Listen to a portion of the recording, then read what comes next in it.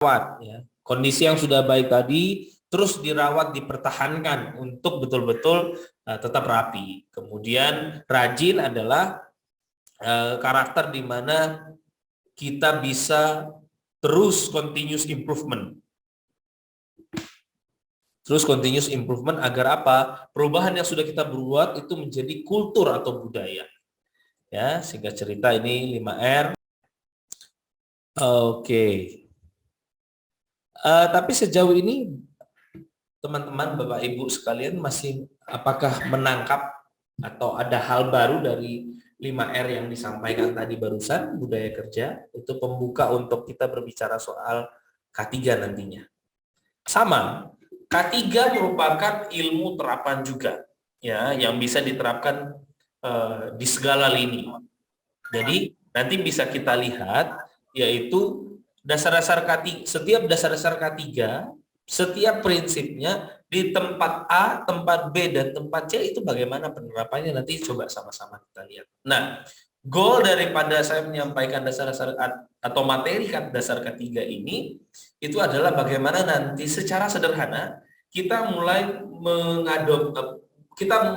mengaudit diri kita atau mengaudit tempat kerja kita, meja kerja kita, bahkan kamar kita, kamar tempat tinggal, itu apakah ada potensi-potensi bahaya di sana, potensi-potensi bahaya atau resiko bahaya yang bisa saja terjadi di sekeliling kita. Jadi tidak perlu harus kita bahas secara industri manufaktur besar dulu, tetapi kita bicara prinsip-prinsipnya. Contoh paling kecil sebenarnya, kalau kita tidur, apakah masih menggunakan headset sambil HP-nya dicas? Nah, ini hal-hal sederhana yang nanti akan terbawa ke tempat kerja. Nanti saya akan ceritakan lebih lanjut pengalaman kami. Ya, oke, Bapak Ibu, nyun ngapunten, saya mau izin bertanya, untuk sehat dan selamat mana yang lebih penting dahulu kita utamakan, Bapak Ibu?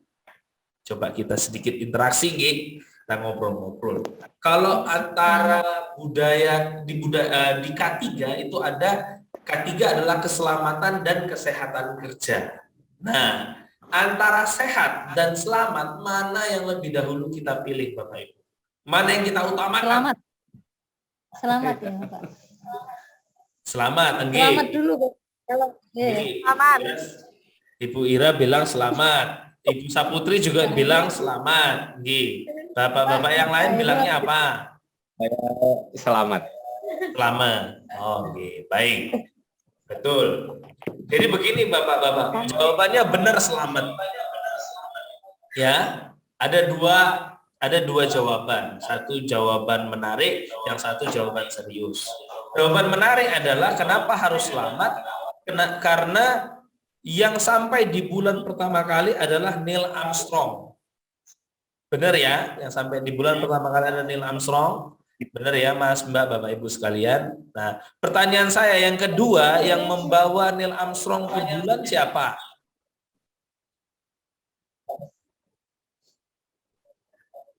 Ada yang tahu? Yang membawa Neil Selamat. Betul. Karena dikatakan kita Neil Armstrong tiba di bulan dengan selamat. Gitu ya. Gitu. Ya. Harus selamat dulu. Makanya selamat ini bersyukur kita kalau ada yang namanya selamat gitu ya. Jadi nomor satu adalah keselamatan Bapak Ibu. Karena apa? Walaupun kita sehat, kalau sudah nggak selamat, ya sudah kita check out dari bumi. Iya toh, Bapak Ibu. Artinya apa?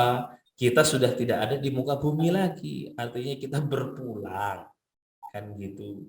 Jadi keselamatan dan kesehatan kerja itu merupakan tanggung jawab bersama. Di mana secara filosofi adalah upaya atau pemikiran dan penerapannya yang ditujukan untuk menjamin keutuhan dan kesempurnaan baik jasmani maupun rohania si tenaga kerja.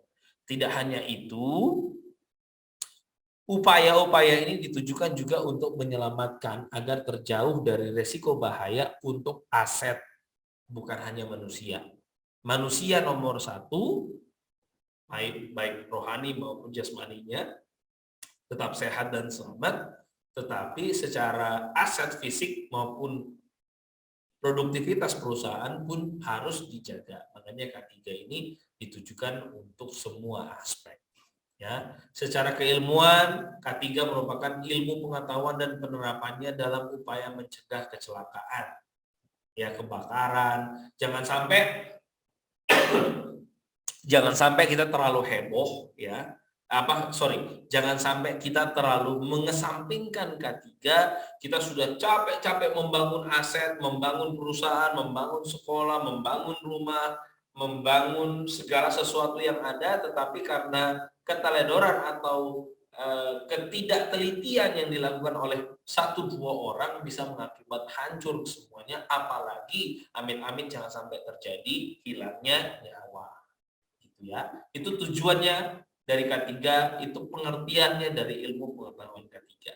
Jadi intinya adalah K3 itu adalah accident prevention. Kecelakaan kerja adalah suatu kejadian tidak diduga yang mengakibatkan kacaunya proses pekerjaan produksi yang direncanakan sebelumnya. Ya, kecelakaan kerja tidak selalu diukur adanya korban manusia yang cedera atau mati, tapi juga diukur adanya kerugian lain seperti aset perusahaan dan sebagainya. Artinya apa? Kecelakaan kerja itu sudah terjadi sejak, kalau saya boleh gambar ya, dari kita keluar pagar rumah, melewati jalan yang seharusnya kita lewati menuju tempat kerja, dan saat kita pulang dari kantor, melewati jalan yang kita lewati seharusnya, atau jalan ideal seharusnya kita lewati untuk pulang ke rumah. Itulah rentang atau range kecelakaan kerja. Jadi kalau digambarkan demikian. Ini gunung es biaya kecelakaan. Jika terjadi suatu kecelakaan, maka ini tidak mesti harus $1 atau $2 atau $3 ya Bapak Ibu. Ini hanya ilustrasi. Kita bikin di sini 1 juta pun di angka $1 ini pun bisa, itu tergantung hanya hanya analogi ya, ilustrasi. Di dalam satu kecelakaan kerja teralokasikanlah misalnya $1 juta atau $1 ya, biaya kecelakaan dan penyakit. Apa saja? Yaitu biaya untuk pengobatan atau perawatan, kemudian gaji atau biaya yang diasuransikan. Tetapi tidak sampai di situ. Masih ada biaya lainnya, yaitu biaya dalam pembuktian. Ya, bisa terjadi kerusakan properti. Itu $5-50. Artinya apa? Saat terjadi kecelakaan mungkin itu kita hanya mengeluarkan $1 juta untuk biaya perobatan dan gajinya. Tetapi pada saat orang itu mengalami kecelakaan kerja, posisinya kan kosong. Mau tidak mau kita harus cari pengganti.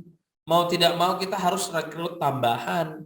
Padahal orang yang sakit tadi atau yang kecelakaan tadi juga sudah harus dibayar. Jadi double, yaitu biaya dalam pembukuan. Apa saja? Yaitu tentang kejadian tadi. Mungkin gara-gara dia kecelakaan kerja, alatnya rusak. Karena dia sakit, karena kecelakaan kerja tadi nggak bisa kerja, produk dan materialnya rusak. Hambatan dan gangguan produksinya berhenti. Ini biaya-biaya yang muncul berikutnya setelah biaya pengobatan.